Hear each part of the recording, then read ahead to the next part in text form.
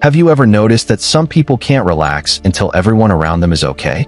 The friend who becomes a free therapist at 2 a.m. The sibling who solves everyone's family drama. The person who says, "Don't worry, I'll handle it," even when their own life looks like a browser with 47 tabs open. That person is called the fixer. And here's the weird part. Most fixers don't even realize they're doing it. They think they're just helpful. But deep down, there's usually a hidden psychology behind it. Because sometimes, fixing other people feels easier than facing yourself. A fixer is the kind of person who instantly jumps into problem-solving mode. Your relationship is falling apart. They've got advice. You're stressed? They'll make a plan. Your dog refuses to eat? Somehow they already Googled 3 solutions and watched 2 YouTube videos. Meanwhile, their own problems are sitting in the corner like, "Hey, remember me?" And the fixer's like, "Not now." The truth is, many fixers learned this behavior very early in life. A lot of them grew up in homes where keeping peace became survival. Maybe their parents argued constantly. Maybe they had to act mature too early. Maybe they became the emotional support system for everyone around them. So their brains slowly learned something dangerous. If I solve problems, I become valuable. And once that belief gets locked in, it follows them everywhere. That's why fixers often attract emotionally messy people.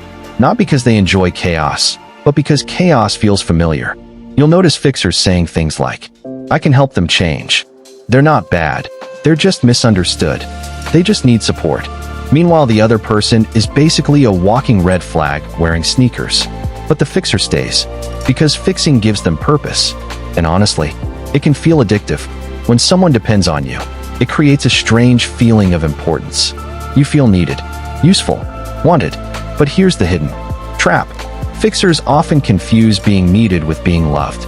That's why they feel uncomfortable in peaceful relationships. If nobody needs saving, they start wondering, "Wait, what's my role here?" Healthy people don't always need rescuing. And for a fixer, that can feel strangely empty. Now, obviously, helping people is not a bad thing. Being caring is beautiful. But fixers usually cross one invisible line. They start carrying problems that were never theirs to carry. And eventually, it becomes exhausting. Because no matter how hard they try, they can't control other people's choices. You can give someone advice for 3 hours straight, and they'll still text their toxic ex at midnight. At some point, every fixer has this painful realization. You can't heal people who enjoy staying broken. That realization hits hard, especially because fixers secretly believe love should earn change. Like, if I care enough, maybe they'll finally become better. But people only change when they decide to, not when you sacrifice your sleep, energy, sanity, and phone battery percentage trying to save them. And here's another strange thing about fixers. They're usually terrible at asking for help. Seriously, they'll listen to your emotional breakdown for 4 hours straight. But if you ask them how they are, they suddenly become customer support. "I'm fine. All good. Just tired." Translation: my mental health is currently held together with coffee and denial. Because fixers are so used to being the strong one that vulnerability feels uncomfortable. They know how to rescue people. They just don't know how to be rescued. And sometimes, the biggest reason people become fixers is fear. Fear that if they stop helping, people will leave.